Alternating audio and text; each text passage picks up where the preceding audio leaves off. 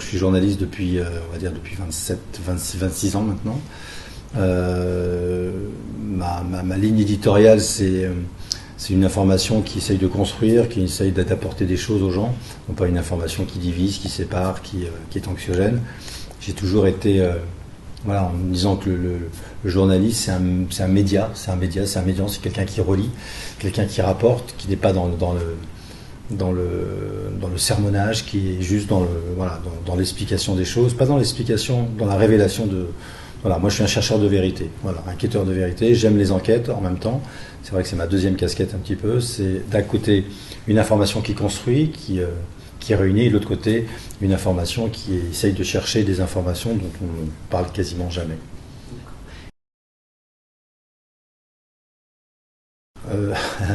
Par hasard. C'est-à-dire que je suis arrivé au journalisme à la suite d'un accident de moto qui m'a plongé 15 jours dans le coma, et à la suite duquel, 2 mois plus tard, j'ai intéressé dans une école de journalisme, pour un métier que je n'avais pas choisi, puisque dans ma famille, on était ingénieur ou rien, donc j'allais devenir rien en devenant journaliste. Et c'est vrai que ça a été un parcours assez étonnant, que je suis en train d'essayer de raconter là dans un livre que je termine enfin, où je raconte que cet accident a complètement changé ma vie, quoi. Parce que je suis devenu journaliste, et c'est vrai que c'est un métier auquel je n'avais pas pensé, et j'aurais été vraiment incapable d'en faire un autre. J'ai eu la chance de faire un petit peu tout ce que l'on pouvait faire dans ce domaine, c'est vrai que ce soit de l'enquête, que ce soit de la présentation, que ce soit à la radio, à la presse écrite ou en télévision. Et c'est vrai que ça a été une richesse incroyable, parce que j'ai rencontré des personnages. Ça reste le plus beau métier du monde, ça, sans aucun doute.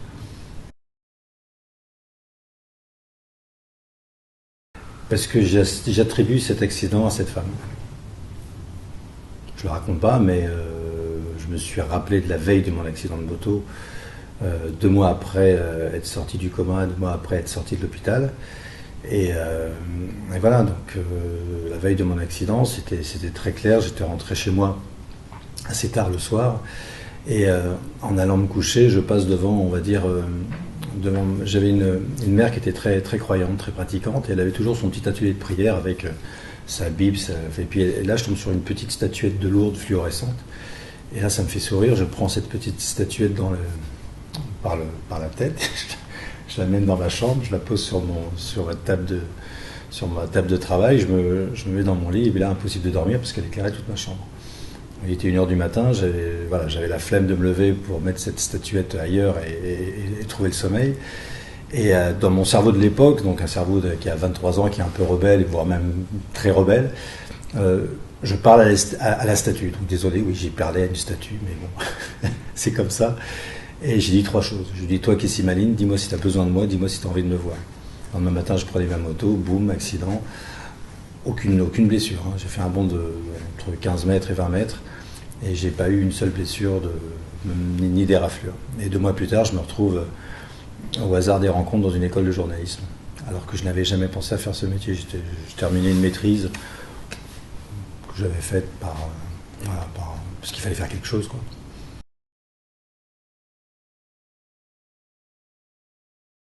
J'avais beaucoup fait de sujets. En fait, je me suis retrouvé pareil.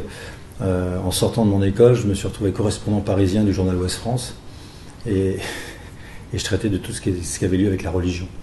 Donc j'ai dû apprendre, j'ai dû lire. Je me suis inscrit à l'école des religions, qui existait à l'époque, qui a fermé depuis, et c'est ainsi que j'ai découvert la rubrique, les sujets religieux. Et je me suis intéressé de près à tout ce qui était effectivement en même temps normal, pas paranormal, mais par exemple le milieu des sectes. Ça m'a beaucoup intéressé. Et voilà. Et puis c'est vrai que je gardais dans le cœur aussi la raison pour laquelle j'étais devenu journaliste. Et il se trouve qu'en 2008, à la suite de la lecture du Coran, quand je me suis rendu compte que cette femme est également priée par mes frères musulmans, je me suis dit qu'il est peut-être temps de faire un film sur ce personnage qui est de loin le personnage le plus prié, le plus peint, le plus sculpté de l'histoire de l'humanité. Et étonnamment, bizarrement, il n'y a aucun sujet sur cette femme. C'est quand même étonnant. Et c'est vrai qu'on peut dire pareil des origines Elle a des antécédents, les Isis. Mais ça reste un personnage historique dont on est sûr qu'il a existé. C'est quand même la mère d'un personnage qui a marqué l'humanité. On est en 2016 après son fils, après Jésus-Christ, qu'on le veuille pas. Le christianisme, pour moi, n'est pas une religion, c'est un avènement. Dieu fait homme, voilà, avec une succession de témoins qui ont constaté sa résurrection, ce qui fait qu'aujourd'hui, le catholicisme aujourd'hui embrasse quasiment, ou les chrétiens, il y a c'est près à 1,3 milliard de personnes, donc c'est pas rien. Cette femme a marqué notre monde, quoi. Et d'une façon incroyable. Et c'est vrai que quand j'ai commencé à ouvrir ce grand livre des apparitions, c'est colossal. Il y a près de 20 000 apparitions recensées. 20 000 apparitions recensées. Ça fait une toutes les 4 semaines. Pourquoi aucun sujet sur ce personnage?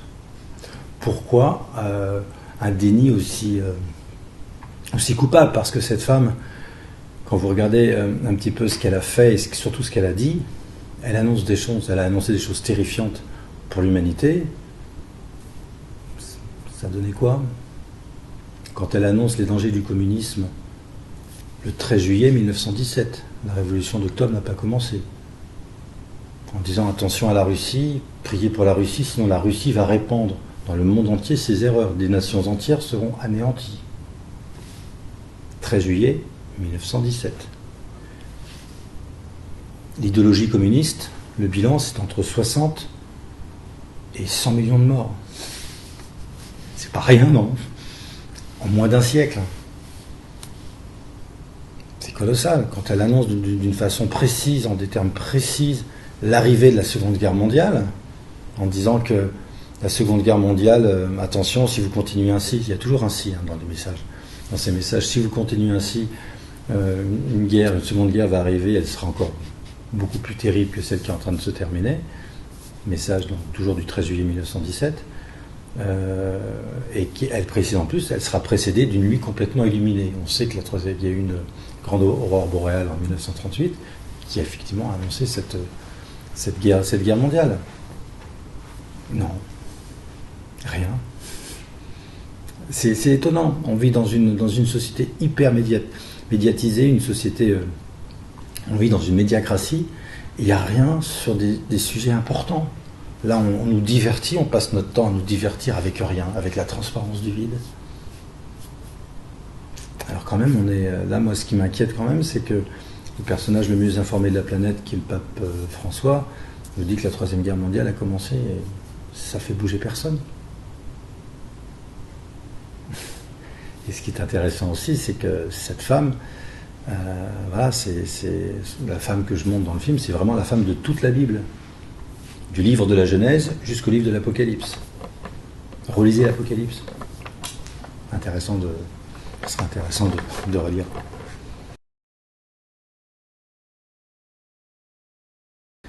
L'historique, j'ai commencé en 2008, j'ai commencé à écrire ce film. Je voulais en faire un vrai film de cinéma, parce que pour moi, le cinéma, c'est le seul espace de liberté aujourd'hui. Le dernier espace de liberté, c'est le cinéma. Impactant. Et donc, j'ai commencé à écrire un vrai scénario. Après, j'ai essayé de chercher de l'argent. Je n'avais pas trouvé. Donc, à chaque fois que j'avais un petit peu d'économie de côté, je partais tourner. Voilà. Donc, c'est un film qui s'est construit pas du tout comme un film normal, puisque sans argent, sans financement, il a fallu parer à cette absence. Donc, dès que j'avais un peu de moyens, je partais, et c'est un tournage qui a été assez important, et on a tourné dans 13-14 pays. Vous avez rencontré qui? Vous avez tourné D'abord, j'ai lu. Ouais. J'ai beaucoup lu sur les apparitions. Ensuite, j'avais construit un scénario, donc après, il fallait juste réaliser ce qui avait été écrit. Et donc, j'avais 13-14 pays, et j'ai rencontré bien sûr des gens du Vatican, j'ai rencontré des témoins, des voyants, j'ai rencontré et puis j'ai surtout analysé pas mal de choses, quoi. J'ai commencé par Lourdes. Par Lourdes, en plus de moi, ça me touchait particulièrement, parce que c'est à Lourdes que j'ai décidé de devenir journaliste. C'est simple, Lourdes, quand vous creusez un petit peu tout ce qui s'est passé à Lourdes, Lourdes défie tous les scientifiques de la planète. Tous. Il y a quasiment plus de 7000 guérisons inexpliquées. Alors 7000 guérisons inexpliquées, c'est quoi? C'est 7000 guérisons qui ont été constatées par une douzaine de scientifiques de renom, dont même des prix Nobel de chimie, qui disent qu'en l'état actuel de la science, cette guérison est complètement inexpliquée, inexplicable. Il y a 3 conditions. Il faut que la guérison soit immédiate, instantanée. Il faut que la maladie ait été déclarée incurable et il faut que la guérison soit durable. Donc, en clair, ces guérisons inexpliquées, vous êtes en état vous êtes un cadavre ambulant. Guérison instantanée, c'est-à-dire que en l'espace d'une journée de 24 heures, vous êtes debout et vous êtes prêt à faire un marathon. D'accord? C'est ça. Les guérisons inexpliquées de Lourdes, il y en a eu 7000. 7000. Donc quand on parle de Lourdes, on se dit, Lourdes, ouais, 69 miracles reconnus, pas beaucoup, hein. C'est quand même pas mal, 69 miracles reconnus. Non, ça, c'est l'estampillage de l'Église. Mais en fait, en réalité, la science reste complètement sans voix devant toutes ces guérisons inexpliquées. C'est colossal et c'est vraiment un lieu unique au monde. C'est vraiment une usine à miracles, Lourdes. Une usine à miracles. Il n'y a pas de lieu comme ça au monde. Donc, ça devrait questionner tout le monde, ça. Tout le monde. Et quand vous commencez, moi j'ai un exemple de guérison inexpliquée dans le film, avec un témoignage bouleversant d'une personne qui était atteinte de sclérose en plaques, en voie terminale, il lui restait pas beaucoup de temps à vivre, elle devenait aveugle, enfin bref, elle avait vraiment... et du jour au lendemain, guérie, et en plus son témoignage est très fort, enfin bref. Mais c'est vrai que c'est étonnant. C'est étonnant de voir ce que les gens en ont fait, ce que le clergé fait de toutes ces guérisons, alors que ça devrait parler à tout le monde, quoi. Oui, c'était une grosse frustration parce que j'ai rencontré le scientifique qui a quand même passé 40 ans de sa vie à faire quoi? À examiner juste 2 cm². C'est-à-dire il a examiné les yeux de cette peinture dont on ignore l'origine des pigments. C'est-à-dire la pigmentation, c'est d'origine ni minérale, ni végétale, ni animale. Qu'est-ce qui reste? Enfin, mais c'est quand même énorme. C'est colossal, non? Et ce dessin, ces couleurs datent de 1531, 16e siècle. Il faut imaginer ce pauvre petit Indien qui revient avec son poncho, quand il monte, parce qu'il est allé chercher des fleurs, quand il monte toutes les fleurs qu'il a ramassées alors qu'on est en plein hiver, qu'il n'y a pas de fleurs, c'était juste pour montrer à l'évêque local qu'il avait bien vu la Vierge. Quand il montre toutes ces fleurs qu'il a ramassées et que tout d'un coup s'imprime sur son poncho une figure d'une Vierge métisse qui est aujourd'hui partout aux États-Unis, puisque c'est la Vierge de Guadalupe, aujourd'hui elle a transformé le protestantisme originaire des États-Unis pour... quand on voit le rayonnement de cette femme aux États-Unis, il est colossal, quoi. À travers juste cette petite... c'est du Kodak avant l'heure, quoi. On est en 1531, boum, vous avez une photographie de la Vierge, donc c'est une Vierge métisse, et elle a les yeux entrouverts. Bien, ce chercheur que j'ai eu la chance de rencontrer, qui est décédé aujourd'hui, il a passé 40 ans donc à examiner ces 2 cm², et il a réussi à montrer qu'à l'intérieur, dans les yeux de cette Vierge, il y avait 13 personnages. Pas rien, 13 personnages. C'est comme si, au moment où ce jeune Indien déposait devant un parterre de gens, devant peut-être 13 personnes, qui a eu la photo. La photo a été prise, et donc il voyait cette Vierge, il voyait toutes les... Enfin, c'est pareil, vous en avez entendu parler dans les médias, à la télévision, de ce qui s'est passé en 1531, et c'est un miracle pour aujourd'hui, parce que c'est ça qui est étonnant, c'est que il a été fait en 1531, mais il n'est compréhensible, il n'est que visible qu'avec les instruments dont on dispose aujourd'hui. Donc c'est pour maintenant. Prendre de l'avance, 5 siècles. Pas rien quand même. Donc forcément, il y a un message que l'on doit entendre. Lourdes. On doit le nom de Lourdes à un Sarrasin. C'est pas rien quand même. Sarrasin, il était bien installé sur son rocher au 9e siècle, et puis on lui a dit, écoutez, ce serait peut-être bien que tu partes maintenant. Un peu isolé, t'es un peu seul. Et il n'avait pas envie de partir, et en fait il s'est converti à Notre-Dame du Puy. Il s'est converti, non, mais il a été touché, et pour faire allégeance à Notre-Dame, il a donné le nom de Lourdes, Lorda, qui veut dire rose. Et voilà, donc on doit le nom de Lourdes à un Sarrasin. C'est pas rien quand même. Fatima, Notre-Dame de Fatima. Pourquoi la Vierge est apparue à Fatima? Fatima, la fille du prophète Mahomet. C'est plus qu'un symbole. En souvenir de la conquête islamique. Donc oui, tous les lieux sont choisis par cette femme. Ils sont tous choisis, ils ont tous un sens, comme les dates, les lieux et les dates. C'est vraiment, moi en faisant ce film, j'ai l'impression d'avoir fait un puzzle. Et là, en regardant, on se dit, ok, on y est. On est où? La question. En 2011, la Vierge était apparue au-dessus d'une église copte. Et ces images, moi je voulais les inclure, mais comme c'était délicat, enfin bref.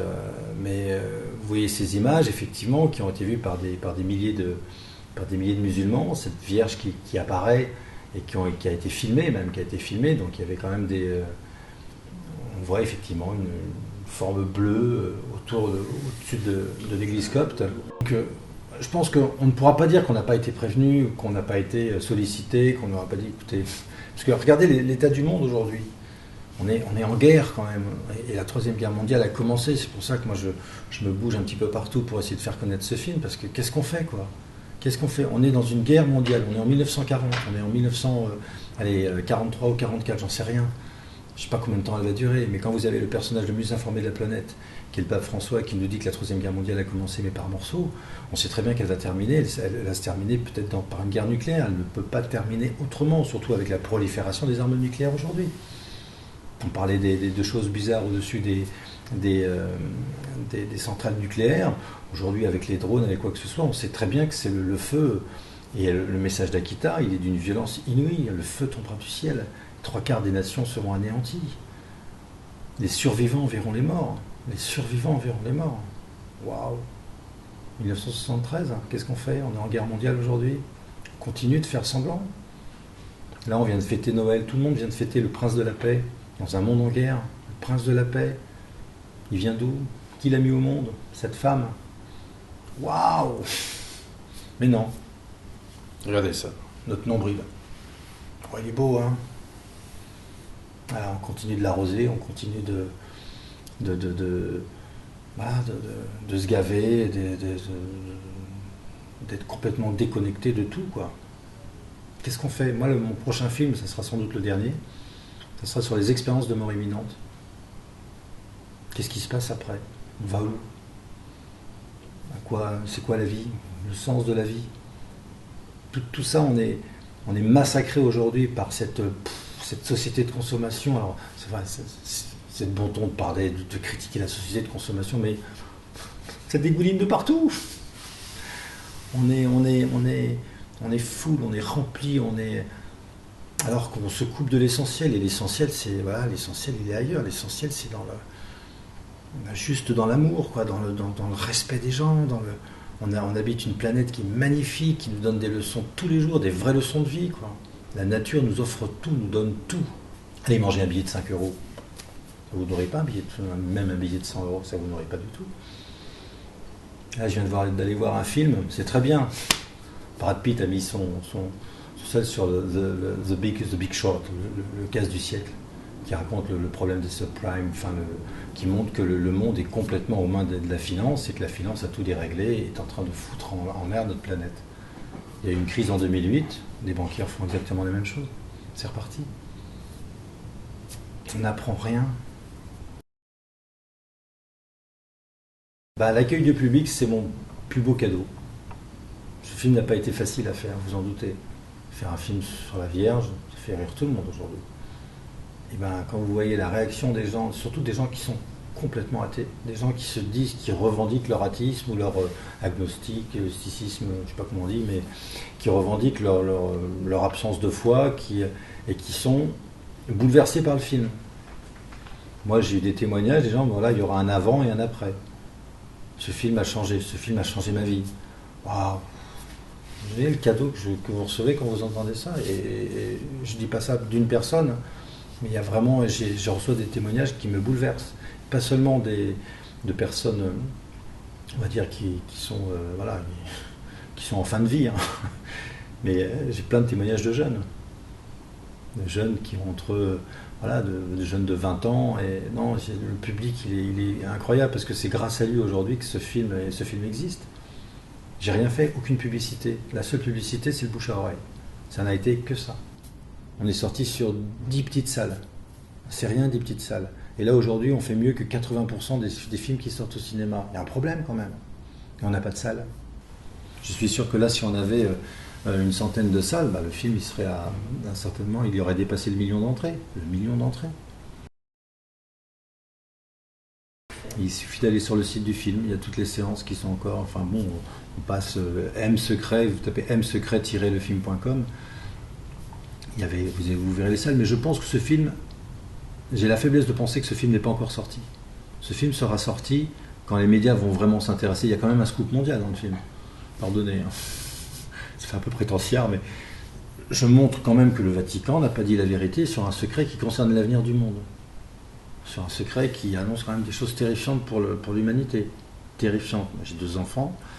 C'est pas évident de se dire bah, qu'est-ce que je fais. Voilà, moi, qu'est-ce qu'on va leur réserver, quoi. Donc oui, c'est important d'aller voir ce film. C'est important surtout de réveiller les consciences, quoi.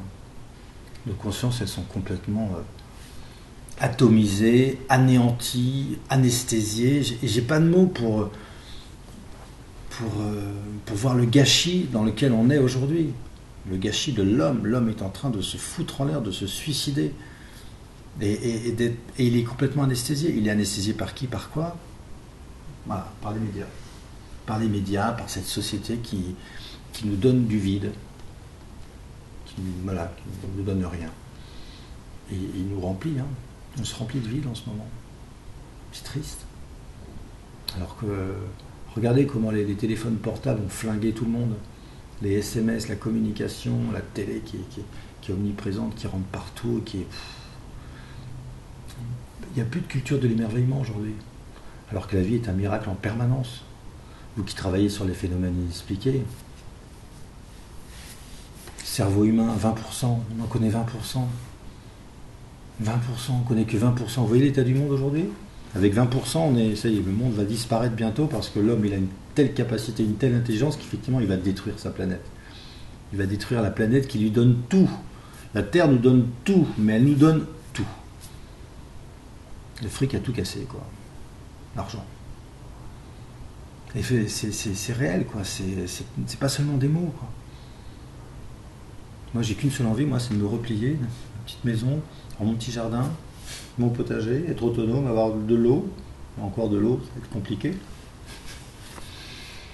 C'est triste, hein. Mais et c'est grâce à des gens comme vous qui sentent qu'effectivement que ce serait peut-être bien maintenant de réagir, de faire comprendre qu'il y a peut-être autre chose, il y a des phénomènes expliqués. Parce que là-haut, je pense que là-haut, ils ne savent plus quoi faire pour alerter. Ils ne savent plus quoi faire pour nous dire « Mayday, Mayday, Mayday, l'humanité est en danger !» Parce que mine de rien, moi je crois en ce Dieu amour qui est... vous savez, un père qui sacrifie son fils pour l'humanité, pour lui dire « Je vous aime », c'est quand même énorme. Mettez-vous à la place de Dieu. À supposer qu'effectivement, que ce Jésus venu il y a 2000 ans soit vraiment le Fils de Dieu.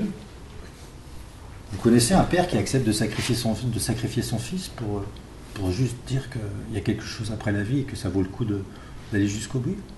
Vous serez prêt, vous, à sacrifier votre propre enfant parce que vous aimez tellement les autres que vous avez envie d'en sacrifier, vous êtes prêt à en sacrifier un pour aller chercher tout le monde?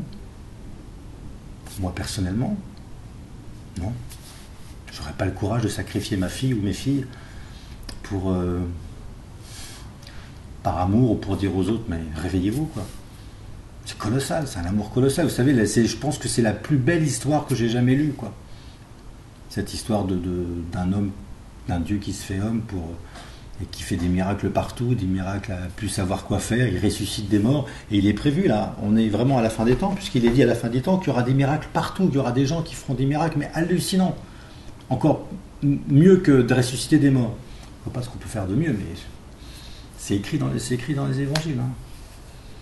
Donc on est effectivement dans cette période. Donc, aller chercher ce que ça veut dire la fin des temps, l'eschatologie, tout ça, c'est la fin d'un temps, c'est pas la fin du monde, c'est la fin d'un temps. Et je pense qu'on y est vraiment.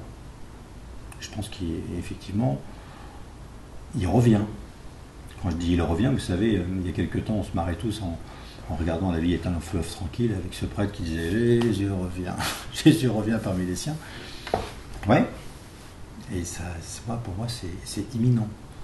Le retour en gloire qui va faire le second avènement du christianisme, qui va permettre au christianisme d'avoir la révélation, et donc de boucler la page, ça va être son retour. Et son retour, on sait, dans les Écritures, il est précédé par des choses qui ne sont pas très sympathiques. Même si l'Apocalypse veut dire juste révélation. Mais moi, aujourd'hui, à titre personnel, j'ai qu'une seule envie, c'est qu'il revienne. Et vite, parce que l'homme est devenu fou.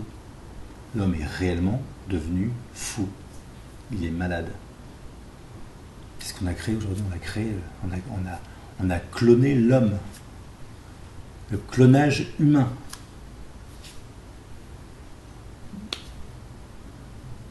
On mesure ce que c'est que le clonage humain ? Sincèrement, s'il y a une enquête à faire, ça serait bien. Parce que je suis sûr que le clonage humain est fait aujourd'hui. J'en suis intimement convaincu. Je ne sais pas si c'est en Corée du Nord ou ailleurs ou aux États-Unis. C'est monstrueux le clonage. Dès 2005, les Nations Unies ont affirmé que jamais le clonage humain se fera. Pourtant, toutes les lois ont été faites pour permettre la réalisation de ce clonage. Donc on est vraiment là. Là, le clonage humain, je pense que c'est le summum, mais je pense que là-haut, ils ne vont pas nous laisser faire une telle abomination. Parce on est vraiment en train de se suicider, quoi. C'est sûr et certain. C'est pas très positif tout ça. Où la vie, on est juste que de passage ici. Hein. La vie par rapport à l'éternité, c'est que dalle. La vie sur Terre, la vie terrestre, c'est une étincelle, c'est rien, c'est rien. L'éternité, c'est... si vous savez que derrière, après cette vie, il y a quelque chose qui nous attend qui est merveilleux. Par contre, ce qu'il faut juste savoir, c'est qu'est-ce qu'on fait de notre vie aujourd'hui. Moi, ce qui m'a bouleversé chez les enfants de Fatima, c'est que la première chose, dans le secret de Fatima que je révèle en partie dans le film, la première chose qu'a fait la Vierge, c'est qu'elle leur a fait une petite visite guidée dans des endroits complètement ignorés aujourd'hui, un peu chauds, que sont l'enfer et le purgatoire. Aujourd'hui, vous parlez d'enfer et de purgatoire dans nos sociétés numérisées, vous faites rire tout le monde, alors que l'enfer, vous le voyez partout. Hellfest, hell, le mot hell, il est partout aujourd'hui. Mais bon, c'est de l'anglais. Mais c'est impressionnant quand même. Et c'est ça, c'est de me dire qu'on est dans un déni total. Et quand vous lisez les témoignages de ces enfants qui avaient 7 ans, 8 ans, 9 ans et 10 ans, bref, qui avaient entre 7 et 9 ans, qui racontent leur petite visite guidée de l'enfer et du purgatoire, c'est pour ça qu'ils ont accepté des choses abominables. Vous vous rendez compte qu'un mois plus tard, ils étaient enfermés en prison avec une personne qui les menaçait de mort s'ils ne leur révélaient pas le 3e secret. Ils ont tenu bon. Il faut quand même avoir été marqué par cette vision de l'enfer et du purgatoire pour résister aux menaces d'un adulte qui vous met en prison en vous menaçant de mort, d'être ébouillanté si vous ne révélez pas ce secret. C'est pas rien, non ? Donc pour moi, ce qui s'est passé à Fatima, ça reste vraiment unique dans l'histoire de l'humanité. Et vraiment, parce que c'est un fait unique. Tiens, vous parlez des faits complètement inexpliqués. Qu'est-ce qui s'est passé à Fatima le 13 octobre ? C'est la première fois dans l'histoire de l'humanité qu'un miracle est annoncé à l'avance. La première fois. C'est-à-dire que là, la Vierge a dit le 13 juillet 1917, bon écoutez, personne ne vous croit, très bien, moi je leur donne rendez-vous dans 3 mois, le 13 octobre, et là, que tout le monde vienne, je ferai un miracle afin que tout le monde croie. le 13 octobre 1917, il y avait combien de personnes dans le même champ? Il y avait 60, 70 000 personnes. Il n'y a pas de télé, il n'y a pas de radio, il n'y a pas de Facebook, il n'y a rien. 70 000 personnes dans un petit champ de berger, dont bon nombre étaient là juste pour dire verra bien qui était là très sceptique, qui n'attendait qu'une seule chose, c'est de dégommer ces foutues thèses de vierge qui apparaît à des enfants. Enfin bref, les articles de journaux étaient vraiment très moqueurs la veille. Le lendemain, ils avaient complètement viré, quoi. Parce que ce qui s'est passé, c'est quand même incroyable. Il y a un soleil qui danse. Alors aujourd'hui, on dit que c'est des ovnis, on s'en fout. Ça peut être un ovni, très bien. Moi, j'étais pas sur place. La seule chose, c'est que les hallucinations collectives, c'est impossible. Donc un soleil qui danse, et puis en même temps, comme elle savait déjà qu'on allait avoir un esprit très critique, en disant ouais, mais c'est extraterrestre, très bien. Seulement, il y a eu un miracle aussi sensoriel. C'est-à-dire que il avait plu toute la matinée, et en l'espace, à la fin de ce soleil qui danse et qui fait mine de se projeter sur la Terre, donc c'est exactement le secret de Fatima, qui fait mine de se projeter sur la Terre, donc apocalypse générale, à la fin de ce phénomène, tous les vêtements des 70 000 personnes étaient secs. Tous. C'est comme s'il y avait un énorme séchoir, en l'espace d'une seconde, tout le monde était... voilà. Donc il y avait un miracle visuel et sensoriel. Et ce phénomène qui a quand même marqué les esprits était entièrement lié à ce miracle de Fatima, secret de Fatima, qui a été révélé le 13 juillet 1917. Donc c'était intéressant quand même de s'y pencher, de savoir. Donc il y a eu effectivement les deux premières parties du secret qui ont été vite révélées, et que la dernière partie du secret devait être révélée en 1960. Donc quand vous avez un pape qui, du haut de son autorité, dit au monde entier, ben non, en mon âme et conscience, je décide, moi, pape Jean XXIII, de ne pas révéler cette troisième partie, là, ça devrait quand même éveiller des interrogations. Enfin, ça devrait questionner quand même pas mal de journalistes pour essayer de creuser. C'est ce que j'ai essayé de faire. Pourquoi ce secret n'a pas été révélé en 1960 et pourquoi il a fallu attendre 40 ans et pourquoi ce que je montre dans le film, ce qui a été révélé en l'an 2000, ça ne peut pas être ça. Ça ne peut pas être ça. Donc c'est plein de mystères tout ça. Hein, vous avez eu du travail sur la planche, je pense, à l'association Jupille. Mais voilà, mais c'est passionnant. Et je comprends qu'aujourd'hui, qu'il y ait des gens qui se bougent, qui sont là pour alerter les consciences sur un univers invisible qui est très présent et qui va devenir de plus en plus présent. Parce que je peux vous assurer que ce que vous êtes en train de montrer, ça va exploser bientôt. Vous allez voir des choses absolument incroyables. Vous allez en voir partout. Vous allez avoir des morts qui ressuscitent, vous allez avoir des choses, parce qu'on est réellement rentré dans cette phase finale de lutte entre le bien et le mal, entre ces forces qui vont s'affronter et qui vont faire que ça va être violent, oui, ça va être super violent. Et comme tous les médias aujourd'hui sont complètement phagocytés par cette pensée unique, voilà, qui est triste et qui fait que voilà, on peut rien dire, quoi. Donc voilà, il n'y aura plus qu'Internet, il n'y a plus que le cinéma. Ben voilà, vous faites Internet, moi je vais sur le cinéma, et puis allons-y, quoi. On travaille pour la même chose. Hein.